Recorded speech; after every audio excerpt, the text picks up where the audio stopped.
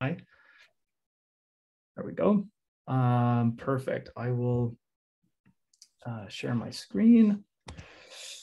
And here we go. Okay, so I love thinking about building businesses as kind of like climbing a mountain. That's really what all of us are doing. And sort of dive in there, and you can go off mic here and just yell it out. Very interactive here. How many ways do you think there are to build your business? Like, you have an e-commerce store and you want to drive more customers. How many different ways are there to get those customers in the door? Just yell it out. Christine, what do you think? How many ways are there? Like a billion. Billion, okay. Anyone else want to sharpen the billion to a more reasonable number? Plus minus. I see you there. I'm going to call on plus minus. How many do you think? We got a billion. Well, let's put another one on the board. Oh, I don't think we got plus minus. Okay, well, Christine thinks there's a billion. That means she thinks there's a lot of ways, right, to climb up the mountain. I'm going to argue there's actually not that many. I think there's 27. And in fact, if you really make a list of all the different ways there are to grow your business, there's actually not that many of them. Now, we could do talks about each of these in particular. I stole this from a fantastic book called Traction. If you haven't read that book, it's a fantastic book. And Christine, because you were so brave and messaged out, we'll make sure we send you a free copy of the Traction book for being a brave soul and guessing a billion. So let's make sure we've got Christine's email. Yep, perfect. Thanks, Alex. We're going to specifically talk about SEO today. But it's really important that before we even go down there, everybody I talk to, I want to make sure you've got this framework in the back of your mind where every time you're going to start any growth project, you want to hit a goal, you want to grow your business, you want to grow revenue, you want to do anything in life, I highly recommend using the ICE system. And the ICE system is very simple. There's a lot of combinations on it. There's the RICE framework. There's the ICES framework, which has a bad name now because of some recent political events in the past few years.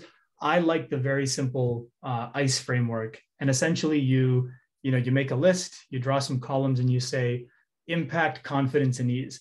How much impact is this going to have on my business? And you want to measure that in some objective way, like, will this drive in 10 customers, or will this drive in an infinite number of customers?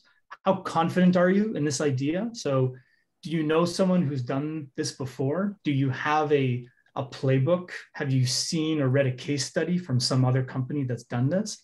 And then how easy or hard is it for you to do? And that's going to depend on, your own skill set. Going back to this list here, some people are going to look at sales and say, oh, that's super easy. I used to be a real estate agent. I know how to sell. And then other people are going to be, oh my God, that's the scariest thing in the entire world, picking up the phone and trying to talk to people. So it's going to be very different based on you and your team. And I'm here to tell you that everything I'm about to show you, we'll talk a little bit about how to measure impact with SEO, but from a confidence standpoint, you should have very high confidence in that.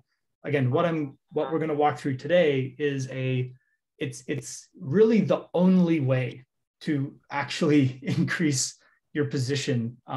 So you should have a lot of confidence that what I'm about to show you is very possible and it's very tractable, but it's not easy. And again, like I said, it's not easy because it's very boring, and you're going to get really motivated and you're going to sit there and you're going to do everything I'm going to show you for like 5 minutes, and then you're going to get bored and you're going to go on and do something more exciting like Facebook ads, and you see the clicks and the whirly bings and the ding ding dings and and everything you're going to see here is like super boring. And that's why very few people are good at SEO, because it relies on this concept of a 20-mile march. So I'll take a quick tangent here. There's this great story, fantastic book called Good to Great by Jim Collins. If you haven't read it, I've got it somewhere up here, one of my favorite books. And I reread this chapter about this 20-mile march. So the story goes, there's these two teams trying to get to the Antarctic. I think it's a British team and an American team. And I honestly can't remember which one won. Let's say the Americans won. So the British team decides to press on every day, like as fast as they can, as fast as they can. And the other team decides that, hey, we're just going to march 20 miles a day. And even if we finish at 1 o'clock in the afternoon, we're going to set up camp, we're going to rest, and the next day we're going to go 20 miles. And the next day we're going to go 20 miles. And of course, that team ends up winning because that disciplined 20-mile march is always better than sort of a give me everything you've got all the time. And again, that's typically how, as a founder, so much of your time is trying to bucket, where am I going to spend my time today? And again, what I'll show you today is something that you can time box. So you can literally take the 20-mile march and put a 20-minute timer on, and you can sit down and do everything I'll show you today in 20 minutes a day. And if you actually do it for 20 minutes a day, discounting holidays and weekends, you will have a really powerful base of SEO to build on. If you don't do it every day for 20 minutes, none of this is going to work. So I want to be very clear. Your mileage will vary if you don't put in the work. And most people don't put in the work. And that's why they suck at SEO. So there's no magic. It's just a 20-mile march. So just keep that in the back of your mind as we're going through this. Okay. So we'll talk a little bit about, just quickly here, I'll try to keep this to 15 minutes or so. I talk quite fast just to get this in. And then we're actually going to spend some time doing this with a real live example. So you can see like literally what I click, where I look, what I do, and all that. Okay. So the, I guess if someone wants to, again, throw out here, this is sort of this is the formula for SEO. Does anyone want to take a guess at what the I, CTR, or CVR is? Just yell it out. You can just chat it. Is I impact, and CTR is click-through rate, and CVR is conversion rate? You got click-through rate and conversion rate. So I, in this case, is, you're right, I primed you for impact. It's actually not. That was a bit of a miscue there. So it's impressions. So SEO is the number of impressions you have on a search page times the number of people that click on that, so the click-through rate, and then times the number of people that convert on whatever page they clicked on. And that is that's it. So SEO is all about, someone is going to type something into a search engine. You're going to get an impression, which is hopefully your website shows up on that page. If the user clicks on your link in the list of results, that's step one. That gets you those captive eyeballs, but then they have to convert on your page. And all we're really going to focus on today is kind of the I and the CTR. So how do you get more impressions? How do you get more clicks? And then conversion rate optimization is a whole other, we could do a whole course on conversion rate optimization. There's a lot of nuance when it comes to that. But the reason why, again, SEO is so popular is that, I don't know how many times, I probably have already searched for 12 things today on Google, and it's a very captive audience, and it's intentful, right? So when you search for something, you are searching for that problem, or you have a job that you're trying to solve, and it's a very captive audience. So that's why if you can really nail a good SEO strategy, it tends to convert really, really well, like orders of magnitude more than Facebook ads, for example.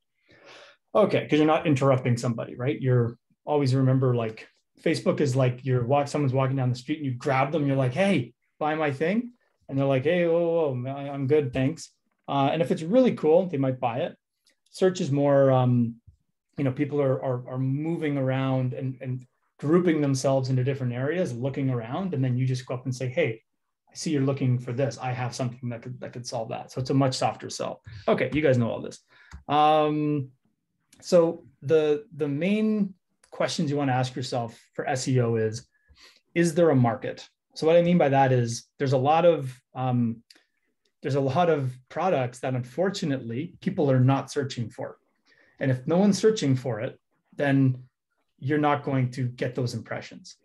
Now, an example we're going to use today is like how you can kind of build a content and build an SEO strategy, even if people aren't looking for your product in particular, you have to put your creativity hat on and try to think of a tangential area that you could target. But ultimately, there are some products that people are not searching for. Now, you can pretty much find some problem that people have and that you could solve with a search, but some are very easy and some are more difficult. So you got to even start there, like, is there a market for this stuff? Then you have to really, this is the hardest part. So when I used to be an SEO consultant, one of the worst parts of my job where I would, do these consults for folks. And then I would say, unfortunately, and this might be the case for some of you, that it's going to be very hard for you to compete in this market. What I mean by that is somebody came before you, they're very smart, or they've been at this for a long time and have built such a strong base that it is going to be you are signing up for this is like a war now. Like, for you to try and compete with this competitor is not going to be easy because they're doing everything right. They've been doing it for 7 years and you're just getting started. Now, that doesn't mean you can't compete. That doesn't mean you can't win, but you have to mentally gear up that this is not going to be, oh, I'm going to just like do this 20-mile march for a few months and boom, magically all my sales are going to come in. That's not the case. That's a Facebook ads or a Google ads conversation. You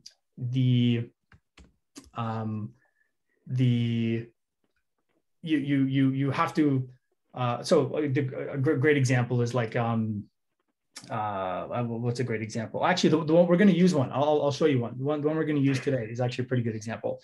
And then really, do you really understand the problem? So that's where the conversion rate comes in. Like if you're capturing all this traffic and you're not converting, then clearly whatever you're selling or whatever you're marketing is not solving the problem that's related to the impression. And it's so simple. Like it's literally like these three things, right? How many people saw it? How many people clicked? How many people converted? But there's all this depth of like what could be wrong with your product, with your positioning, with your price, kind of like those 6 P's of marketing. All of that SEO is a really good sort of a whetstone to sharpen all of your marketing skill sets, because you have to know positioning, you have to know price, you got to think of the psychology. That's why it's such a fun thing to kind of invest in. Okay, so the reason why I say mostly everything you read about SEO is not important is there's this idea of on-page and off-page SEO.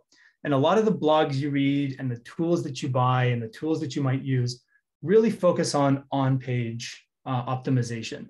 So this is things like, are you using the right keywords? Are you putting meta tags on your site? Are you putting alt text in your images? So like when someone types in your product, is it going to show up in Google image search? And like, these are all really important things, but they're quite easy in that if you're using Shopify, Magento, Squarespace, WooCommerce, most of them do a lot of this stuff for you, like out of the box. If you're using some kind of a content management system and you fill in the right, descriptions and titles and things like that, a lot of that on-page work is going to be done for you. That was not the case, a decade ago or even 5 years ago, but now you're pretty much covered there.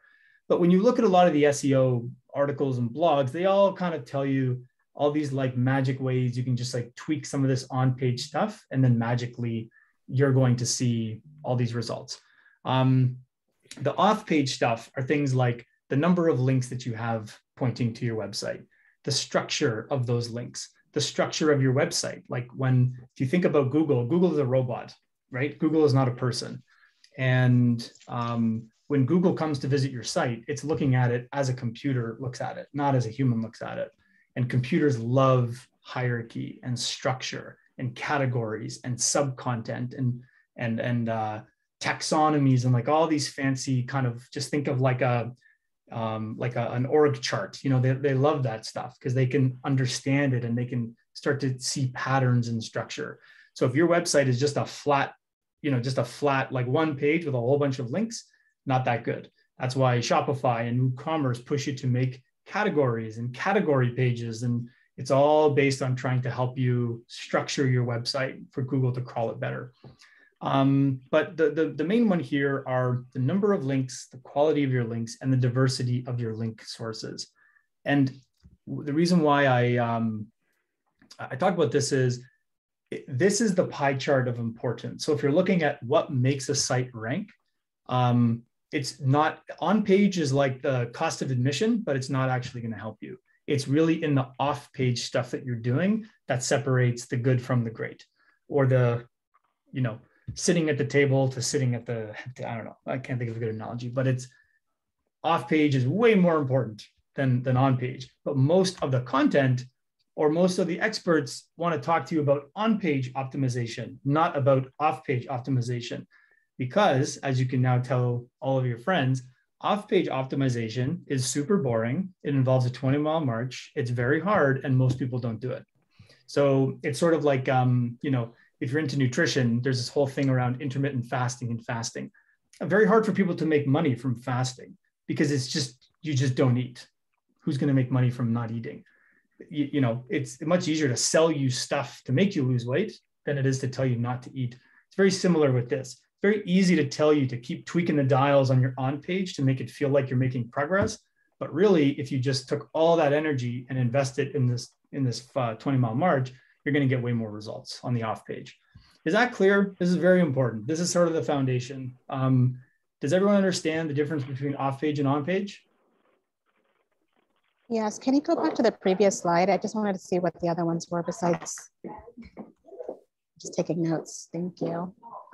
I can probably send this out afterwards. I think I can send this out. Yeah. What are anchor texts? Oh, anchor text is so when you're looking at a link, like when you have a link and you have it's like a blue hyperlink, the anchor text is whatever that text is. One of the biggest mistakes people would make in the old days is you would say, click here, and then that would link you to something. People learned really quickly that Google started looking at whatever text you're putting in the anchor in the link is actually a signal for ranking. So if one person had click me and it took you to a product, and the other person had the name of the product, and they both went to the same place, Google would prioritize they call it the more semantic. So like whichever one has more information in it. Click me doesn't have much information. The name of the product has more information. Does that make sense? Yes, thank you. You're welcome. Okay. So most people don't talk about this off-page stuff because it's hard to do. So we're not going to talk too much about this whole process, but we'll kind of cover it as we go. But basically, when we're thinking about is there a market, what we're fishing for is around 5,000 impressions, and I'm going to show you how to calculate that soon. But what I mean by that is going back to like, is there a market to compete here? If there's not sort of like 5,000 people looking for something, it's going to be very hard for you to make a dent in that market. And we'll talk about that in a little bit. And you want to think to yourself around this idea of, this here is called a power law distribution, and it totally dominates everything to do with the internet because it involves, billions of people. Everything, once you get to these really big numbers, tends to result in this thing called a power law. You typically have this thing called a fat head, a mid tail, and then your long tail. So your fat head in the SEO term, if we're using like crowdfunding, your fat head would be a word like crowdfunding. It's going to be very hard for you nowadays, no matter what product you're selling, very hard, next to impossible for you to successfully own something like a fat head word, which would be like one word or maybe, 2 words. Mm-hmm. Your long tail would be like crowdfunding for my sick friend, crowdfunding for a new business. These are compound words. These are 3 or 4 words. They're a phrase. Sometimes you call it phrase SEO versus keyword SEO. Basically, and again, a lot of these articles you're going to read, they're all written, by HubSpot like 15 years ago. And the whole joke with, marketing content is like HubSpot wrote an article. I'm on a call. I can't hear you. HubSpot wrote an article about this, 20 years ago or 15 years ago, and everyone just keeps recycling basically that same content and just updating it for 2021. But you want to be thinking of, don't try to rank for shoes. That's not going to work. You got to rank for like, pink bedazzled shoes. You got a chance to rank for that. I mean, shoes are notoriously hard, but like you'll get the idea. And we're not going to do Google. We're not going to do the keyword tool for now. We're going to focus on another tool. Let's go through the. So it's really important that you don't want to buy links. And this is like a big PSA. I have bought tens of thousands of links in my career. I have in fact started entire businesses where all I have done is bought links just to kind of test these hypotheses and these theories. And I'll tell you, you will rank if you buy links. There's a lot of places out there who will sell you links. Fiverr will sell you 20,000 links for $5. And if you walk away from this and say, oh, well, Kent said that I need a lot of other people linking to my site. That's how I'm going to rank, which is true. That's what we're going to talk about as how we actually do this. But don't buy them. That's not going to work. And I'll tell you what will happen. You'll see potentially what's called a ladder pop. So you'll see sometimes climbing SEO, they call it climbing the ladder. So, you start off at position number 250 for a keyword. And then as you get better and better and you do your 20-mile march, they'll go from 250 to 50 to 30 to 20. Then you'll break the top 10 on the first page. And then hopefully you'll get into like, number 3 or number 5. Getting to number 1 is almost impossible these days. And what you might find is if you went and bought, 20,000 links for $150 on Fiverr, you might go from 250 to, 20 in 10 days. And then you'll just disappear. And Google is so good now at detecting people who are trying to game their system. There are extremely sophisticated, almost criminal ways to buy your way to the top of algorithms. We're not going to cover any of that. Obviously, we don't condone or recommend any of that because Google is smarter than you, no matter how smart you or your friend thinks they are. And eventually they're going to find out that you're trying to cheat them. And whether they kick you off today or kick you off in 6 months, it's just not worth it. If you're really building a business and you're building it to grow into scale, don't buy links. Although you will talk to people who will have great stories about buying links. Most of those people bought them before 2017. Once 2017 rolled around, for a lot of complicated reasons we won't get into now, Google got very good at detecting all that stuff. So just please don't buy links. It's tempting, but it's not what you want to do. And okay, so we're actually going to jump right in. Let's let me look at to get another site up here. So the one thing I'll say on the on-page optimization front, because we are going to focus on off-page today, is think of your on-page experience like you at the cereal aisle trying to buy cereal. So, I was just there a couple nights ago. Luckily, my kids only like one kind of cereal, so my job is very simple.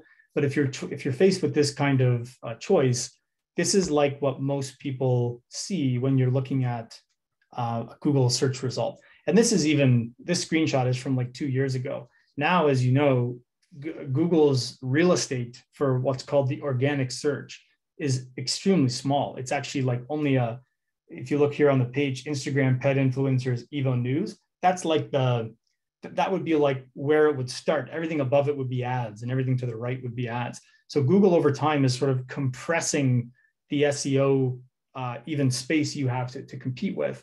But you want to think of marketers make all these colorful boxes and these crazy colors and things like that, because when someone searches, you only have one chance, typically, maybe a couple chances at most to get this customer. And these are those things we talked about that your CMS is going to handle for you. But it's things like you only have 3 things to work with. You've got the title of the page, you've got the URL of the page, which people actually look at quite a bit. And then you've got the meta description or the page description.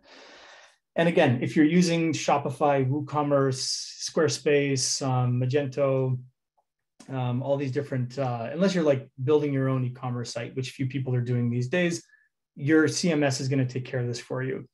But you should always be reviewing this the way marketers pay people to go in and look at the serial aisle and make sure that they are standing out. You control this. Google can't really censor this, or I mean, they do, which we can get into more nuanced, but like it's very rare that you would get censored here unless you're just doing things totally illicit or illegal in the meta tags. But it is important that you the extent of your on-page optimization, just remember that serial aisle where if you go through all this work that we're going to do to get this 20-mile march, you want to at least make sure that you've got your best foot forward. And you are, if this says like Shopify default text, you're like, oh my God, like what have you done? You've wasted that impression. And it can take up to 2 weeks for Google to refresh this picture. So, just make sure that you're, don't spend hours and hours tweaking and optimizing it unless you're a super advanced SEO. For now, just make sure it makes sense. There's no egregious spelling mistakes, and that you think that you would click on this if you were looking for this. That's all you got to. That's all you can do, right? Show some friends, get some feedback. Okay, so that's kind of the extent we're going to talk about on page today.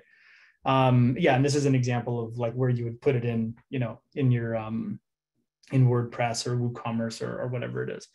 And again, it's also important to remember that everything you do, like you could do everything right. And as Google is getting more and more sophisticated and Bing is getting more sophisticated, and now even sites like DuckDuckGo or the Brave search engine, like there's a lot of even competing new up and coming search engines, and they're all very sophisticated. And they do look at things like, of the people that click on this link, how long are they staying on my site? How many people are clicking and then jumping out right away? Is there social signals from TikTok, from Instagram, from Facebook? Like there are literally hundreds and hundreds of factors now that go into ranking, and you will go crazy trying to think about all of that stuff. And that's why what you want to do today is really focus on the this one kind of going back to that power law distribution. The most important thing you can do is get a good diverse number of links and actually build links, meaning we're going to get people who we don't know to link to our website. It's that simple. There's people out there who have websites, and we're going to ask them to link to us instead of to somebody else. And as those people start to give us links, we will climb and rise through the ranks. And that's it. And let's, we'll keep, we're not going to talk about content hubs. Okay. So we're going to talk about link building. And again, you can hire whole companies that are going to do link building for you. A lot of press now. If you guys have seen, we have an amazing partnership with a company called PR Volt. You can ask your coach if you want more information on PR Volt. What PR Volt does, and what a lot of those companies do, is they're essentially helping you build a diverse set of links, and they can do it in automated ways, but they cost money. What I'm going to show you now, you do need one tool. We're going to use a tool called Ahrefs.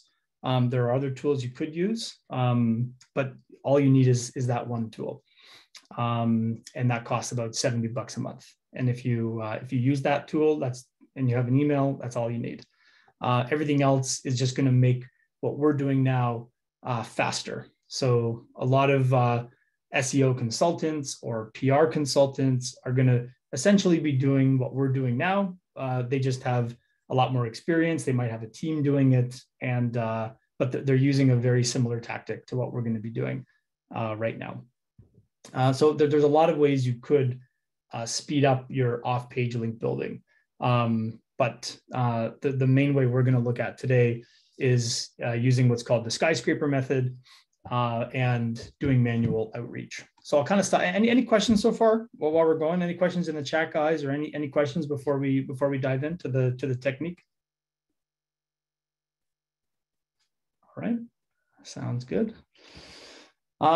So the skyscraper technique is it's a very popular. It goes by different names, and it's essentially one of the more kind of tried and true ways to build links, because you're basically building off of people who have come before you, and you're trying to go kind of taller and taller. So they call it the skyscraper method. And the mantra that I like to keep reminding myself is, SEO takes time, and those links will be mine. And if you just say that over and over again, you'll get ready for your 20-mile march.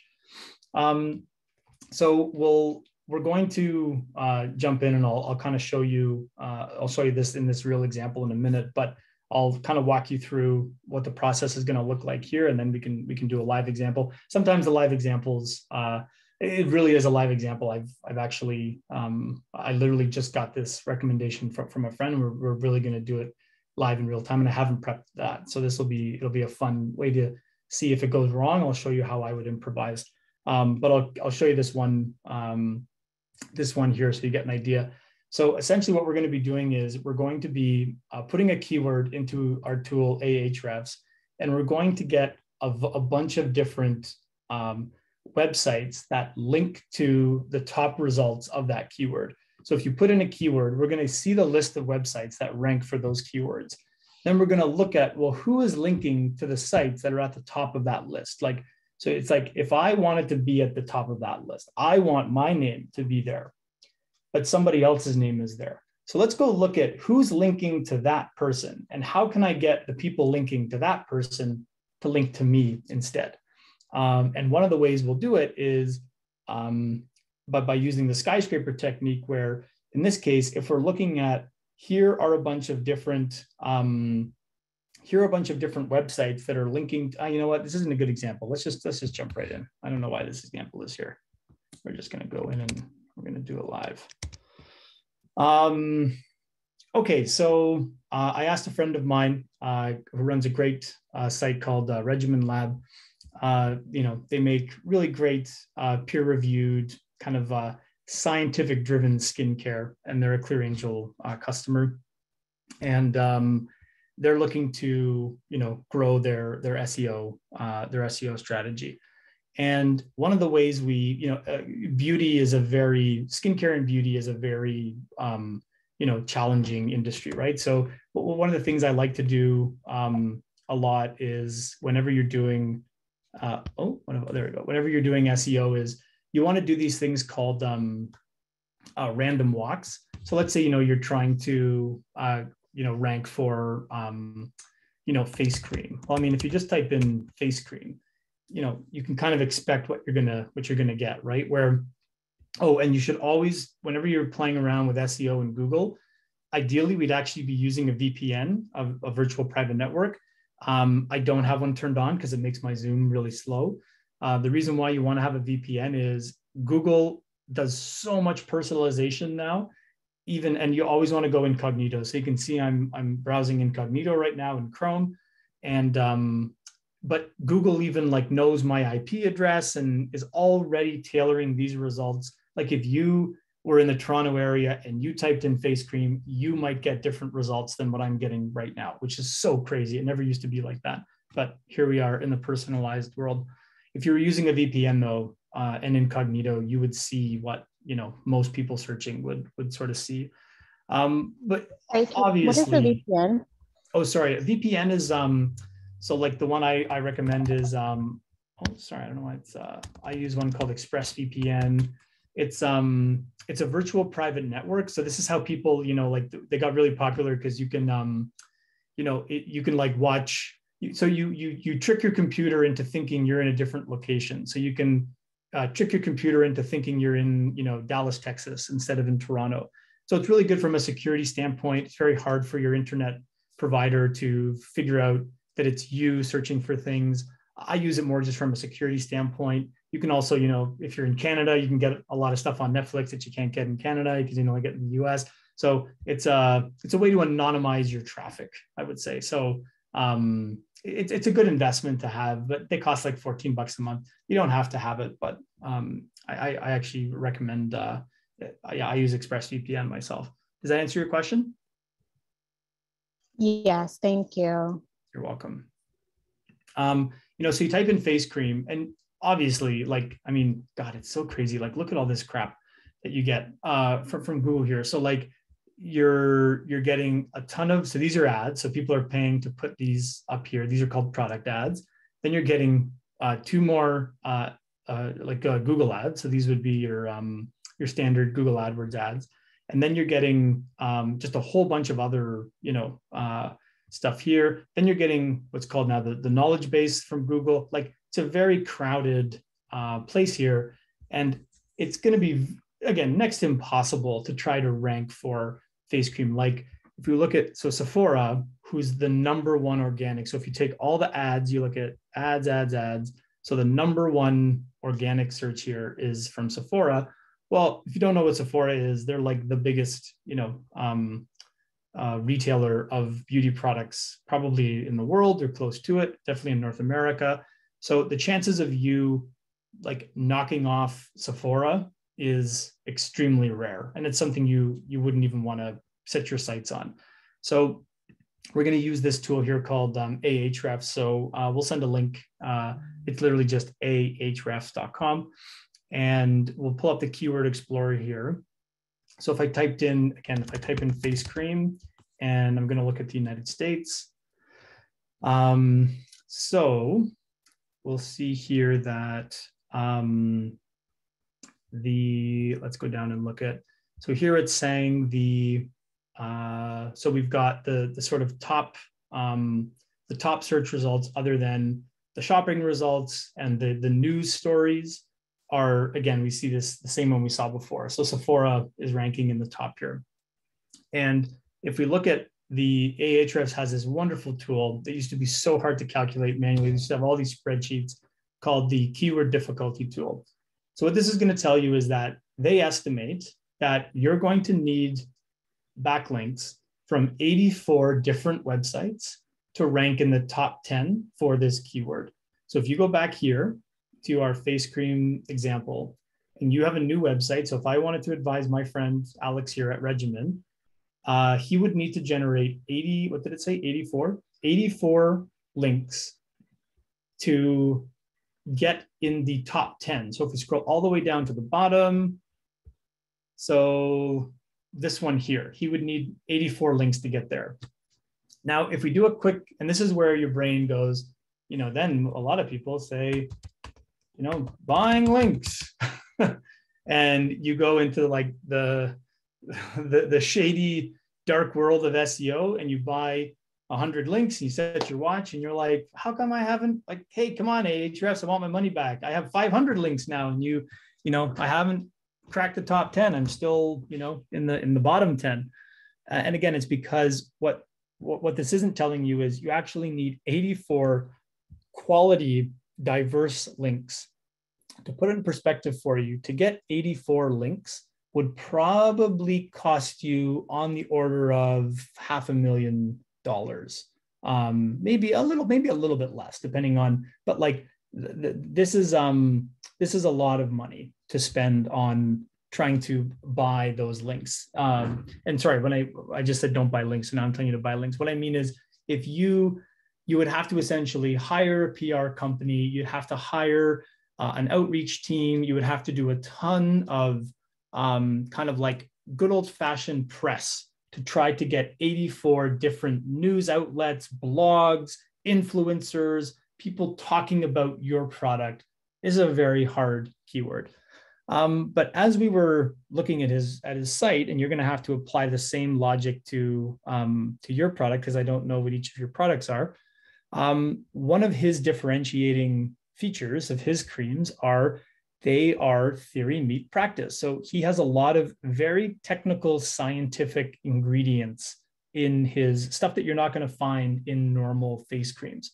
One of those ingredients is called, what is this? tranexamic acid. So if you're a skincare a junkie or if you love skincare, you're probably like reading blogs or you're on Reddit, you're on social media, you're following an influencer, and they're going to talk about tranexamic acid. And what we decided was this would actually be a strategy for how you could start to climb the ladder where, you're probably not going to rank for face cream, but what if we could take all of your niche ingredients, of which there are hundreds, and we could try to climb the ranks for each of those ingredients to see if we could then get you that bundle of those 5,000 impressions. So now if we take this word here and we go back to our keyword explorer, and you can see that there are 9,200 people every month searching for face cream. That's a lot, right? And the global volume worldwide is 75,000 people. So you start doing the math again on your I times CTR times CVR. If you have 9,000 impressions and you're getting a click-through rate of around 7 to 10%, which you would get it from the top 5, and then you've got a 2 to 3% conversion rate on your site, which isn't bad, that's hundreds of thousands of dollars. That's pretty good. So it pays to invest in SEO, but again, it's gonna be hard. But now if we type in this tranexamic acid, so now we're gonna see that, so it's still this is surprising to me. I have not actually typed this in yet. So that is a very, there are other people have this strategy because they are looking for, that's crazy. Look at this. Sorry, this is very surprising to me. How many people are searching for this? This is actually crazy. This must be a very popular ingredient in face cream, but then you're going to get other ideas down here where one of them here might be this tranexamic acid for skin, and there's 2,900. That feels a little better because there's a whole bunch of other things here. So let's click on this one. There we go. Okay, this feels good. Now it's saying that we have a medium keyword here instead of a hard keyword, which means we need 29 websites to get into the top 10. That's still quite difficult, but now we're in the tractable area here where it's not crazy for me to think of how could we get 29 people to rank here. And we're seeing that we've got around 2,900 people who are searching for this. That's a really nice number. And look, it's increasing. So again, it's hard to know if that will continue to increase, but clearly there's kind of like an upswing trend here. That's pretty good. Whereas, if you type in fidget spinners, you're gonna see, wow, they were really popular in May 2017, and then they've kind of fallen off. I mean, they're obviously still pretty popular, but you get the idea. You can start to get an idea for, is this thing I'm selling kind of gaining in popularity or waning in popularity? And so we're going to pick on this one for now, for the rest of this example. And what we're going to do now is we're going to look at, so we've typed in so we want to rank for this word. So we pop that back into Google. We want to be, now he could just go and buy this keyword, right? So he could go into Google Ads and buy this keyword and he could put in his bid and he could be right there. And we might even try to do that just to see if we're getting those clicks. That's probably not a bad idea. But I'm looking at some of these brands. I mean, Ordinary is a gigantic brand. Who knows how much they're paying per click? You start to look around. You're trying to get this intuitive sense of there's a lot of people buying ads for this. So clearly, this word works because there's a lot of different brands buying it, and I recognize a few of these brands. This is still going to be challenging. But now if we go down here, we see that the first one here is this one here from Birdie. I have no idea what that is. I'm going to click on that. Allure, I think that's a magazine. I'm going to click on that. Got Sephora again. I'm going to click on that. Paula's Choice, no idea who Paula is. Let's click on that. So these all kind of look like blogs. You got some top 10 lists and things here, but you're trying to get this intuitive sense for what is this? Am I going to be able to compete for this? And so we've got a kind of a blog here. We've got okay, so it's used for treating dark spots. Again, this is another magazine. So you're trying to get a sense for what are these different kinds of sites. This is looking a bit better because we've got a Sephora website. So we've got some e-commerce here. And now we've got, so this is exactly the kind of strategy I would be trying to get Regimen to be applying here, which is trying to create some kind of like a directory of like, what is this ingredient? Why is it good for your skin? And creating this content here. And there you go. And then you could just add this direct. So this person is executing the strategy that I'm recommending here for Regimen, where they're going to educate you on what this is. And then they're going to try to sell you a product because now you've been bought into what this great thing is. And now you're going to go buy the product. So this is the site I want to try to outrank. So let's go back and look at, let's look here and see if we can find Paula's Choice. There it is. So, so now we're going to look at Paula's Choice here, and we're going to look at this link here that says how many backlinks does this page have. So this one here is showing that we got 32 backlinks for Paula's Choice here. So we're going to click on that. And now what Ahrefs does is it actually shows you who, like, so now what we're looking at here are, these are the actual links that are pointing at this website. So this website here, there are links pointing to that website that Google is saying, these are good links and I'm putting you in the top 10. And these are what those links are, according to Ahrefs. No one can know exactly what Google has, but this is a good, this is a good idea. So now what we're going to do is we're literally going to look at these different websites, and you got to be very careful. I should actually put my disclaimer on here. You know, you might get some really weird stuff when you click on these. So I'll try to not click on ones that, you know, you never know when you're just clicking on random links on the internet, what you're going to find. So here's one here. Look, this is interesting though. So you've got some, like this just feels, so this is like a Hong Kong lifestyle magazine. They probably paid for that. You've got kind of like a top 10 list here. This is a really good example. We're actually going to pick that one. So you want to kind of get a look at what these different links are here. And we're going to use this Revelist one as our example.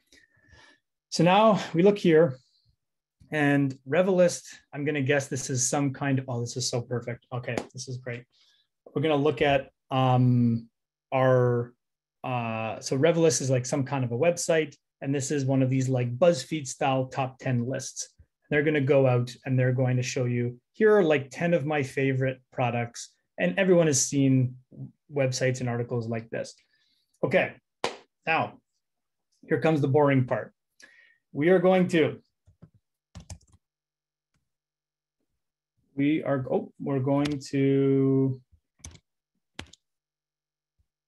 where's my, I didn't, there we go. We're going to make a spreadsheet. I notice we only have 6 minutes left. We can do this in a few minutes. Once you see it for one, you're going to see it, how it works for all of them. We're going to type in the keyword here. I'm going to type in the URL here, and we're going to type in, did I get the link? So the keyword was our, keyword was,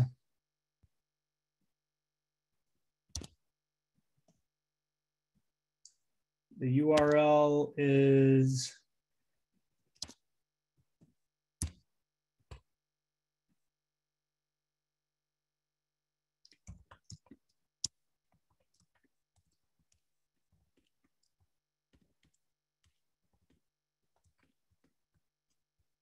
okay. You can start to see how boring this is.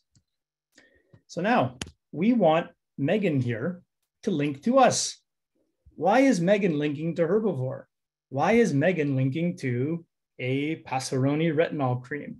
Well, Megan is just a person. Maybe Megan is a reporter. Maybe they're an influencer getting paid some extra money to write articles for Revelist. Maybe Megan is the owner of Revelist. Maybe they're the most popular skincare influencer in the world. I have no idea because I don't know who Megan is. But what I'm going to do is, Megan has shown me that she's on Instagram. So I'm going to click on that. And I'm going to click on this. And okay, so she is news here for WM Mag. She likes plants, records, and makeup. And this other person, maybe, she's Puerto Rican American, and she's a meningitis survivor. Now comes the boring part. We are going to try and make contact with Megan and ask if she would give us a link instead of our competitor. I want to pause here at how boring what I just said is. We are going to, so here's what I would do. I'm not actually going to do this, but I would follow Megan on Instagram and I would send her a message and say, I just read your article and you should actually read it. Don't try to cheat this here. If you're doing this for real, you got to be into it. Say, I really like that article you wrote. And in fact, I think you would love my product. I work and I own a company called Regimen, and I have these great products here. Could I send you my products? I would love to get featured in one of your top 10 links. I think my products are better than any of the products you have in there. And of course, you're biased, but they get outreach like this all the time. This is what reporters and writers get all the time. And guess what? They want you to reach out to them. That's why they put their contact details here, because you might be the next story that they write. And this is something you have to think in your head, that everybody is just trying to get through life and everyone has different goals and incentives in life.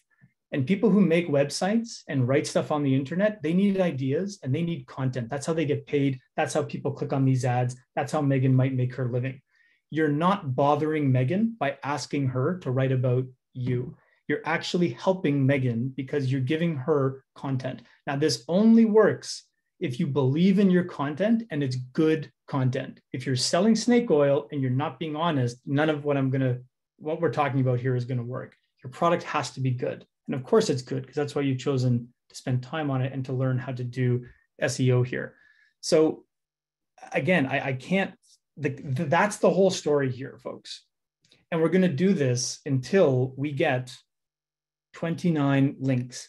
It could take us 5 days. It could take us 5 years. Yes, it could take years to do this. But if you apply this 20, and when I say 20-mile march and set your timer for 20 minutes, you're going to go and make a list of all these different websites. And I picked a really good one here because of Megan, because I knew I'd be able to find her contact details and make contact with them. But here's another one. Now we've just discovered this entire forum. This is a forum. This is a gold mine. Here's a bunch of people that are talking. Oh, that's in a different language. This is a little tricky. Let's stay away from this one. But you might find a forum like this in your mother tongue of a bunch of people talking about skincare. Now you can go and in a non kind of aggressive, non-marketing way, insert yourself in the conversation and say, hey, my name is Alex. I think I make the best skincare in the world. I'd love to have a conversation with you about, this tetramonic acid or whatever it is. Or you don't even, obviously you're not going to introduce yourself like that. You're going to just start adding value to the conversation. And again, like that's it. And I'll show you an example here of like just one. So here's one from a previous company I was at where this was me. This is an example of what link building looks like. Somebody wrote about wholesale and some trade issue, and I wrote them back and I read their article and said, hey, I really appreciate, you talking about us. Oh, here, no, let's do this one. Hey, like I love this article you just wrote. I really do. And I want to be in that article. How do I do that? And they'll just write back and say, thanks again, maybe next time. And you say, great, thank you so much. Yeah, file this away. Hey, what kind of stories or content are you interested in covering? So if we reached out to Megan and she said like, hey, thanks so much. Like, no, I don't really do top 10 stuff anymore. Thanks for your time. You can still go back and say, hey, what do you like to write about, Megan? What do you talk about? And this is like, it's sales, it's relationship building. It's sending emails, it's sending LinkedIn's, it's talking to people on Instagram, and it's doing all of that hand-to-hand combat where in the end, you're going to go into your spreadsheet, you're going to fill out this writer, and eventually you're going to say, did I get the link? Yes. And if you collect enough of the yeses here, when you go back, you're going to be able to have your name on the bottom of this list because you're going to have 29, 34 different websites. So when I say it's a 20-mile march, you're either typing in keywords, you're making lists, and then you're literally going through those lists, finding contact details and information, and making sure that you're following up. Guys, I'm so sorry, we're out of time. I'll take some questions now. I've also got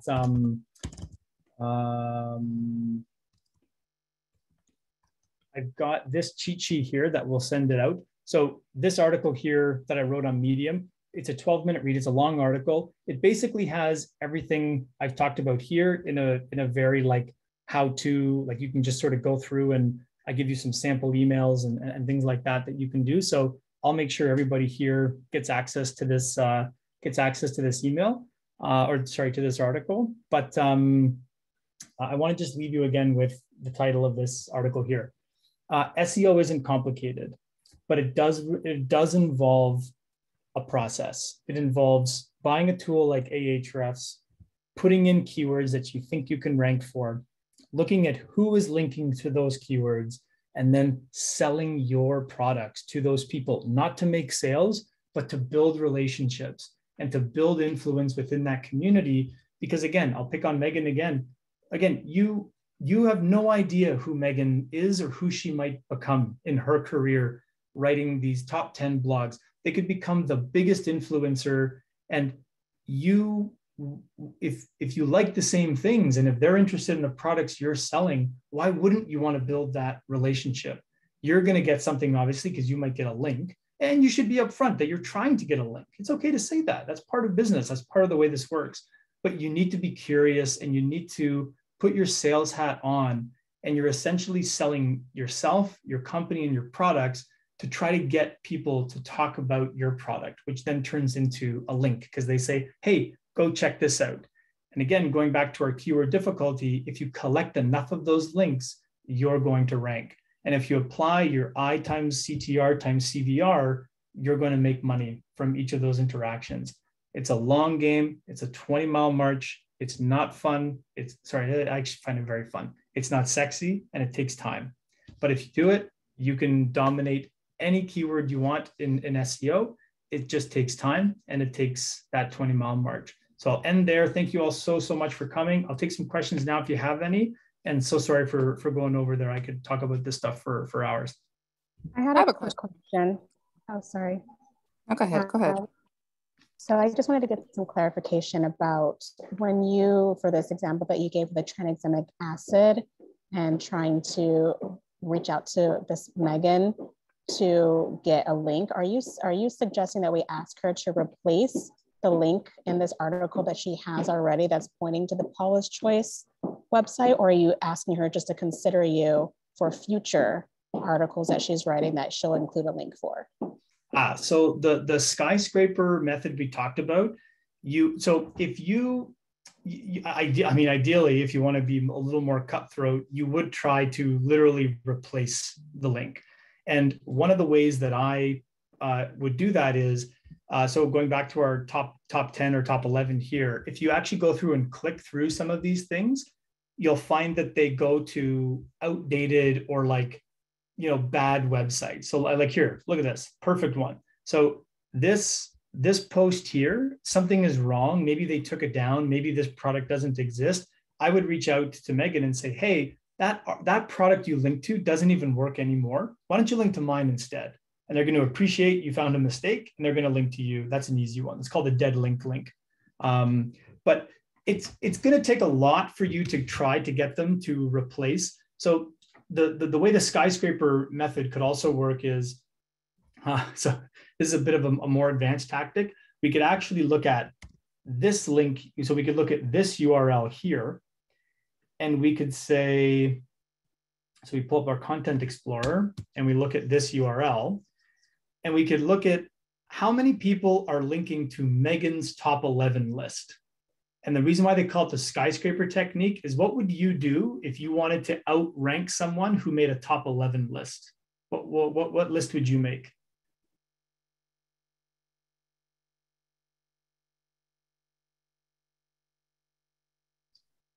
Any idea? So I would try to look for some low-hanging fruit and try and find a bunch of dead links and ask to have my company or my site linked back to that instead. 100%. So dead links is another whole tactic. That's a great tactic. You could Google dead link building. It's a really good way to do it. In fact, as Ahrefs has a whole tool here just to help you find dead links. But the skyscraper technique would be, oh, you made a top 11 list and you like that? Well, guess what? I made a top 12 list. I made a top 15 list. And then you can go out to everyone who linked to the top 10 list and say, I made a top 15 list. I made a top 20 list. I made a top, and that actually, that starts to, that's literally where you can stand on the shoulders of those who came before you and try to say, I have superior content to the people that you're linking to. My list is better than your list. But I would say in this case, don't try to replace them, just try to get on the list. So she would turn it into a top 12 instead of a top 11. Does that make sense? Yeah, that makes sense. Oh, and then of course, like once you talk to Megan, you say, hey, do you mind if I like add you to my email list? I got new products coming out all the time. I'd love to tell you about them. Like your relationship building here, right? Megan might be at a party 3 months later and she'll say, oh, you know what? I got this random email from this really interesting founder over in Toronto, Canada. You should talk to them. Then all of a sudden you get an email from Megan being like, hey, I just met the editor at such and such. They'd love to talk to you about building a skincare company in Canada. And it's like, it's like the whole, you make your own luck and you make your own serendipity. So, if you use a contact management system, like there's a lot of different CMSs you can use. I just like to use a spreadsheet. It's the easiest one. But yeah. I've got time for a couple more questions, and I've got to bounce here at 3:10. But I'm happy we can definitely do a follow-up if there's interest.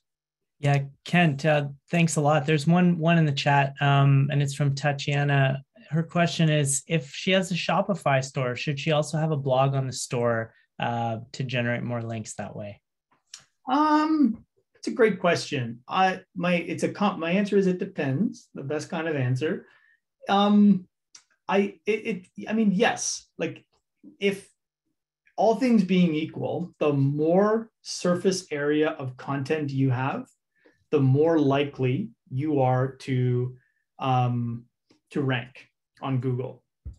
However, blogs are notorious sinks in that you're like, oh, that's so easy. I could write an article a week.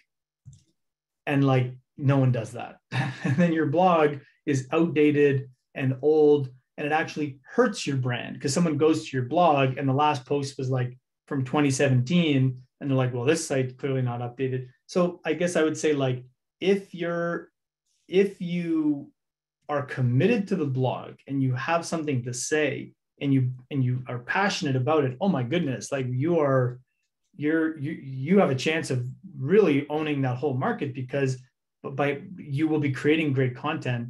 And you could apply the same link building technique to your blog instead of to your products, which is always going to be easier, right? It's always easier for people to link to opinion pieces or articles than it will be to products, because everybody knows you're trying to sell something. But people will link to products, like we saw with the top 10 lists. So I would say, if you're committed to it, if you're passionate about it, if you can hold yourself, you want to talk about a 20-mile march, a blog is an even more intense 20-mile march where you really have to commit to that cadence and schedule. If you can do that, do the blog. If you can hire a writer, do that. If you can hire, a friend or a cousin, do that. But again, sorry, let me take that back. The content's got to be good. Like, people, man, I wish I could take you all back 10 years to the Wild West when, you could kind of write whatever you wanted and rank for it. Like, people's bullshit meter, people's content bar is very highly tuned now.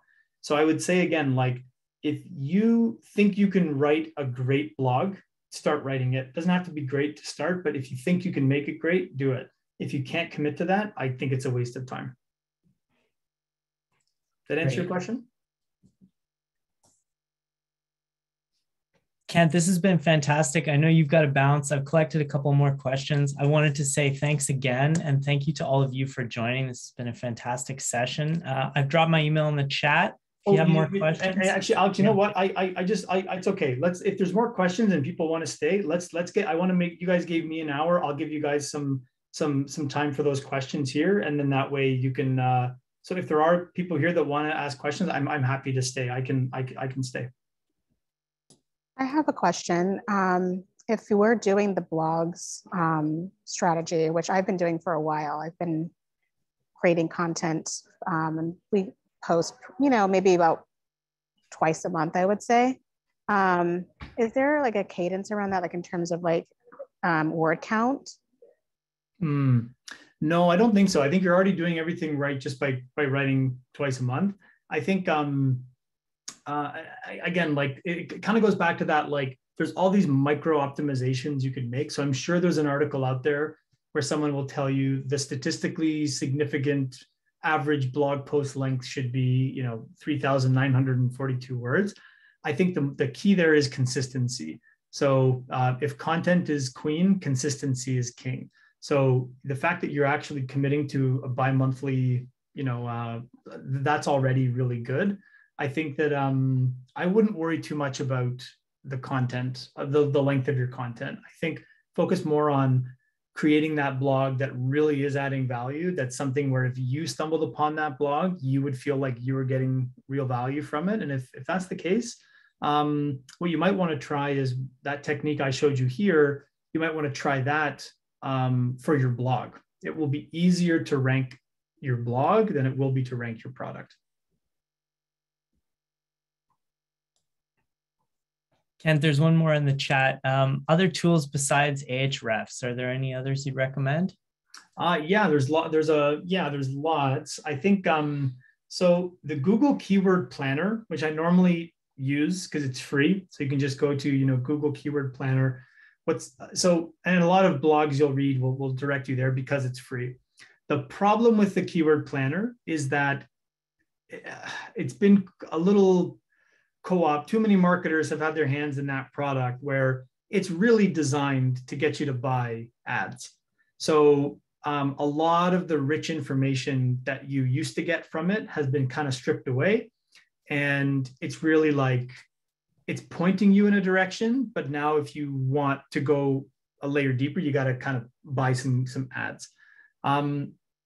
So what I actually would recommend is, like, if you can't afford Ahrefs, you can definitely use the keyword planning tool. But if you can't afford Ahrefs, if you can't afford $70 a month, you shouldn't even be playing around with SEO. So it's like you almost want to commit yourself to that $70 a month to feel that burn on your P&L, so that you force yourself to get up and do that 20-mile march. And Ahrefs really is the best. Moz, M-O-Z, is another really popular one. Oh, it's $99 a month. Oh, geez, they must have raised the price. I think if you don't have $100 a month to dedicate to SEO, you're not going to do well on SEO. I hate to say that, but you're not ready to dive in and take that plunge if you can't do the $100 a month. I hate to say that, but that really is the. I think there is a cost to admission there. And the other one to look at would be Moz. I don't know how much Moz costs anymore. It always was a little cheaper. I would say it's not quite as good as Ahrefs, but it's a good one as well. That's moz.com. Oh, sorry. And yeah, you know what? I'll plug. Okay, sorry. There is one free one. Neil Patel. It's called Uber. Hang on. Let's see if I can find it. Uber keyword tool. I don't think Neil Patel is free anymore. It used to be. Oh, is it not free anymore? Uber. Yeah. Wait. Uber Suggest. Is it not free either? I think they have some free features, but then like all this stuff, kind of like what you were describing with Google Keyword Planner, now like you have to pay to get access to. Yeah. That's not surprising anymore. But again, like I would, if you think about going back to the like impact, confidence, and ease right from the beginning, like you want to also look at your costs when you're taking different growth strategies into account. SEO is comparably very cheap. I mean, you can't get much for $100 a month from an ads perspective on Facebook or Google. And it's going to be very hard to get a lot of other things for $100 a month. So I would say SEO is actually one of the cheaper ways to grow your business, but it just takes a long time. That's the trade-off you make there. But I will kind of hold to my, if you sort of can't invest that $30 to $100 a month, that's okay. Everyone starts somewhere. I didn't, when I was starting my store, well, actually, I guess I do love SEO. So I did actually start paying for that right away. But you don't have to, and it's okay if you don't have $100 a month to spend on SEO right now, but just be okay with that. Scratch that off your list for now, go on to another growth channel that doesn't cost money. That's cheaper. And when you're ready, you can go into the SEO world and pay that kind of price of admission. And Ken, one last one that came in the chat. Is 20 minutes a day really enough to make a dent in this? And how long is long? Yes. So I would say it would take to do a session, you would, and again, when we send you that link, actually here, I could put it in the chat here too, if we haven't, so here's that link, this Medium post that sort of explains kind of step by step. So that initial building that spreadsheet of your targets, that might take you an hour, right? It could take you a day, but let's say it takes you an hour or so just to kind of get started. It's extremely important that you do. 20 minutes is a long time to do something every day. If you break up your day and you think of what do you do in a day where you actually spend 20 minutes a day doing? Very few things you spend 20 minutes a day doing. The key again is that consistency. 20 minutes a day is enough to do outreach on two of those links per day. So that means every day, if you go back to my favorite, I didn't use my farming analogy for this one, but SEO, it's like there's this, the bamboo plant, you plant it and you water it for 6 months and nothing grows. And then all of a sudden it starts to grow. But if you don't water it every day, it'll never break ground. And that's exactly like SEO. So you have to basically trust the process, and you have to, you're planting seeds and you're watering those seeds every single day. And in my experience and talking to lots of clients over the years, the only way it works is if you do it for 20 minutes a day. Because if you try to do too much, you're going to burn yourself out. Now, as you get results, you're going to get addicted and it's going to become really exciting. And you might want to spend more than 20 minutes a day, no problem. But if you're just getting started, prove to yourself that you can do 20 minutes a day and see how hard that is to do. And then go up from there. It's definitely enough to start every day. And I'll tell you, it's very hard to do even 20 minutes a day because it's very boring. But it works. Fantastic. And I've got one. Is this something you'd recommend engaging like a virtual assistant to help you with, to do some of that outreach, or should you keep it in-house? That's a great question. That's kind of like the advanced, that's like the next rung of this. So I think when you're just getting started, it's important that you do it yourself when you're starting. And that's again why we use that 20-minute rule, because everybody could find 20 minutes a day to do this. And the reason why is you need to build an intuition for the kinds of sites that are out there, the kinds of links that are out there, getting traffic to the sites. It's very important that you build that intuition. I don't know exactly what the right amount of time is, whether you do it for a month, whether you do it for 6 months, but you'll kind of know once you're doing it in your sleep and you're finding yourself writing the same emails over and over again. You say to yourself, oh my God, I could have a robot that's just doing this for me now. That would be a really good time to start looking at, a virtual assistant on something like Upwork Upwork would be a good one, or there's other ones. But then when you start going down that road, you got to look at the cost benefit. Now I look at a subscription to one of our friends, PR Volt. This is what PR Volt does. So what you just saw me doing in the background, they have a whole automated way of doing it, but this is what their software is doing. And they're doing it at a much larger scale.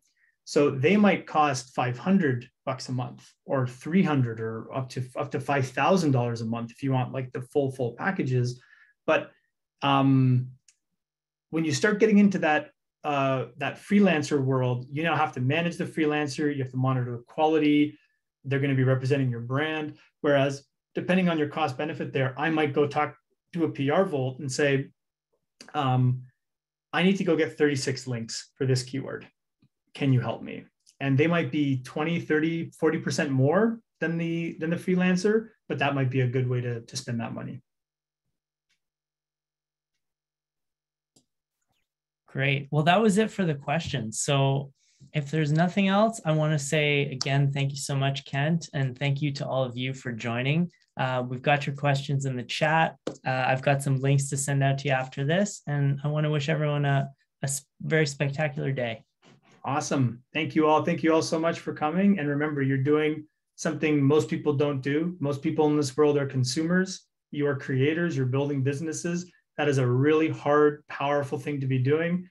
It's hard to do, and you're not alone, and we're here to help. So thank you to you for starting something and putting yourself out there, and hopefully you can take something here and you can apply it. And yeah, look forward to hearing your success stories.